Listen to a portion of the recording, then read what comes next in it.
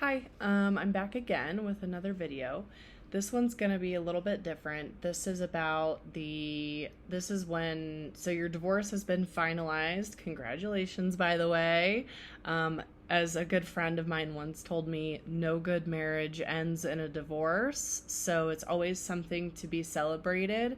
Very similar to losing a loved one, selling a house. It's kind of one of those things that's associated with negativity, but we do things like celebrate the life of our deceased loved ones, or we celebrate, all the good memories we had when we sell a house. It's the same thing with a divorce. We are celebrating the person that we thought we knew, and we're moving on to hopefully bigger and better things. I know that's a little bit of a weird way to see it. But today I wanted to do a video about stability. And the reason that I wanted to do this is because many times when we are healing from a narcissistic relationship, an abusive relationship, oftentimes what led us to that abusive relationship or that narcissistic relationship is childhood trauma. And stability can feel really unfamiliar for survivors of, multiple different forms of trauma. Even a survivor of a singular form of trauma can definitely sort of sabotage stability in a way. And oftentimes we don't see ourselves doing it. So that's kind of what I wanted to cover it today, and just kind of be another person out there that just sort of helps you understand that you're not the only one that has gone through this, and you're in the right spot. If you're looking for help already, you're seeking to understand, is one of the things that my boss taught me that. He told me that it's better to seek to understand when there seems to be conflict rather than, steering away from the conflict or meeting conflict with conflict. It's the same thing in ourselves. I can't heal if I'm busy fighting every aspect of myself that got me, further down the traumatic path, if you will, or further down the traumatic spiral. If I'm meeting that trauma with more conflict, it's not going to resolve. I have to seek to understand my trauma. I have to seek to understand these characteristics, these traits, these coping skills, whatever it may be. Today is going to be all about sabotaging stability. So, stability can feel very unsettling. This is, when we sabotage it, it can show up as something as simple as things are going really well in life. Our kids are home, we're safe, we're divorced, we are peaceful, we are, winning in life. And that stability can make us very uncomfortable. We can oftentimes take on what's called imposter syndrome and feel as if we made it that far because we're fake, or they haven't caught us, or we don't believe that we're good enough or worthy of something that's phenomenal, and you 100% are. So stability is it's one of those good things. So for an example, maybe a friend texts me a message that seems less friendly than usual, but we've been close and getting along for many months. I may choose to bring that up as a conflict, and it's simply because things feel safe. My mind is an expert at creating problems that really aren't there, and the battle against stability is the most prevalent in all of my relationships to date. Every single relationship I've had since moving on from my abuser has been very safe, very stable, very peaceful. And as a result of, maybe some unaddressed traumas, I can tend to not necessarily lash out, but find a reason to be upset with something, and it's not necessarily the reason that I thought existed, if that makes any sense. Stability is a very unpleasant experience for me. And this is, one of the things my therapist told me, just a few weeks ago actually, is that we often recreate the family dynamics that we experienced as kids. And for my story, this resonated because this was very true. I have entered into relationships where I had to fight to be loved and accepted and valued for who I was, who I thought I was. And I've also recreated the abusive cycle many, many times by accepting and tolerating emotional abuse, physical abuse, narcissistic abuse, those types of things. And I know I'm not alone on this. And it was probably about, I don't know, 2 years ago that I started to catch on to this personality trait of mine. That's what I like to call it. And as you can imagine, it was a real slap in the face. It was a real hit with reality, and it's taken a ton of courage for me to move away from those drama-fueled relationships and really look for the safety, the stability, the constant factor, the minimal variables, those types of relationships. And since we're hardwired to expect instability and chaos, when we have a turbulent background, stability can feel boring. It really can. When things are going well in my current relationship, sometimes I will find myself getting confused. I won't, hear from my partner for a day, 2 days, 3 days, and that makes me feel confused. And luckily, I have a very healthy partner, and he really, really understands that when things are quiet for me, I don't know how to cope with that. That's one thing I don't know how to do. They are the polar opposite.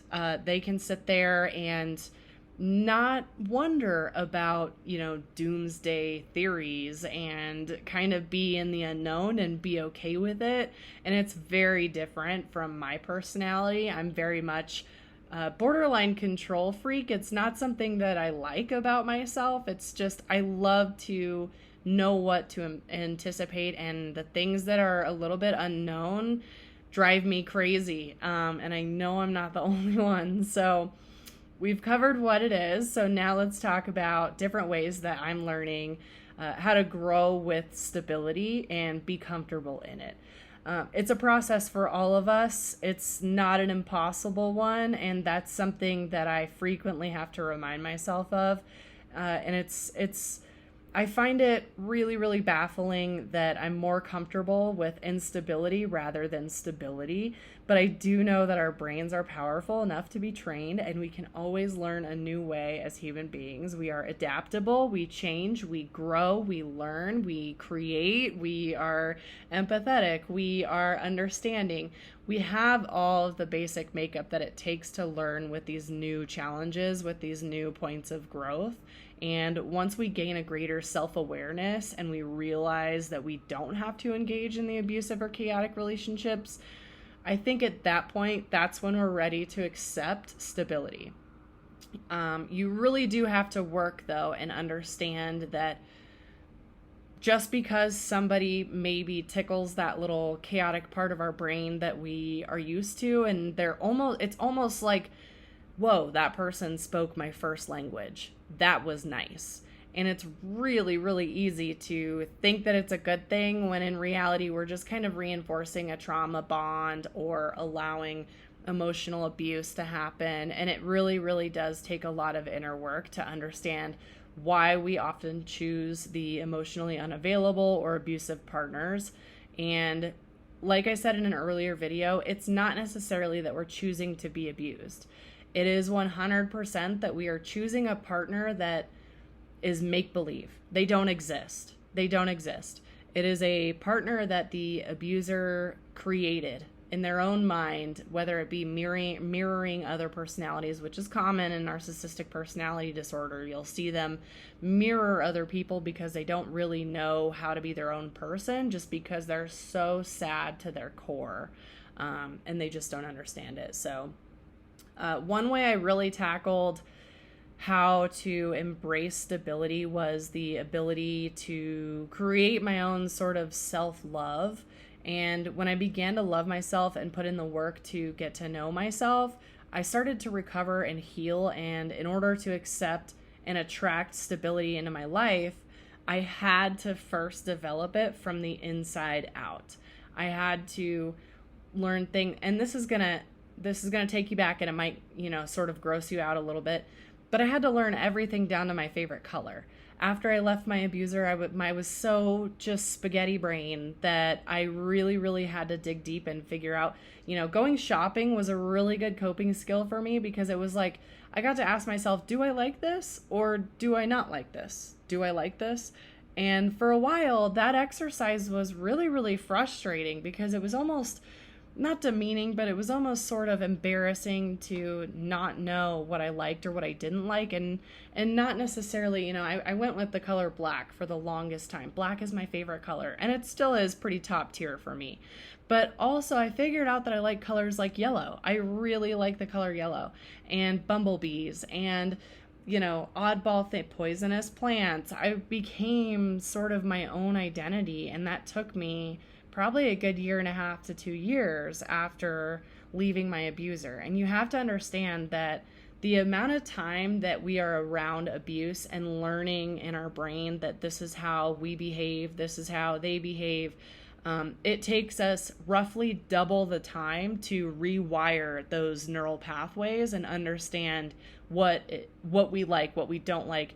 I'm not going to say what's correct or what's incorrect, because everybody is a little bit different. For somebody, maybe monogamy is correct, and for somebody else, maybe polygamy is correct. It really just depends on who you are. And I'm not here to judge you either. I have no desire to do that. But I do know that getting to know myself and my self-love, my appreciation for who I was, my femininity, my creativity, my work ethic, my drive to be successful in life and really embrace those skills that I was given, definitely helped me understand the difference between stability and instability, and decide what I wanted to allow in my life and what I didn't want to allow. When I continually poured love into myself and worked to understand how my past shaped me, I was in a much better position to create a brighter future. I was able to accept a really great job opportunity. And I mean, still, even still in that job, I still battled some imposter syndrome, some, feeling less than, those types of things. And that was still really hard. I'm not saying that any of this is easy. I'm just saying that when I finally began to accept the love that I gave to myself, and the love from others, while I still get the urge to self-sabotage sometimes or feel bored without drama, I can definitely see and understand when I'm entering that state of mind and kind of sort of mitigate it from there. This takes some effort. These are things that I had to communicate to my current partner and explain, I'm not really upset. I just need a hug, and I don't know how to communicate that. And that was a real life problem for me. So, I'm just going over some of my notes here to make sure that I've addressed it all. And so instability, to kind of backtrack a little bit, stability is an unpleasant experience for all of us who have survived trauma. Trauma is our first language. So we don't really know how to function when things are normal and quiet and peaceful. We don't know how to handle that. So I think that once you're divorced from your, abuser, narcissistic partner, maybe traumatizing parent even, I mostly on this channel specify co-parents. So once you're kind of separated from them, understanding why we do the things that we do moving forward gives you all of your power back. All of the power that you lost in that situation, in that relationship, that you felt like you lost, we didn't really lose it. And I will specify that every single time. We never lost our power. It was just all a game that our abuser was playing to make us feel like we lost our power. But once we can understand why we feel the need to sabotage a very stable situation, moving forward, whether or not we did sabotage that situation, we can understand and identify when those, I want to say triggers, when those things are happening that sort of drive us into that state of this isn't good. I don't like this. Nobody's yelling. Nobody's fighting. I know, I don't know exactly what to expect because I've never operated in normal before.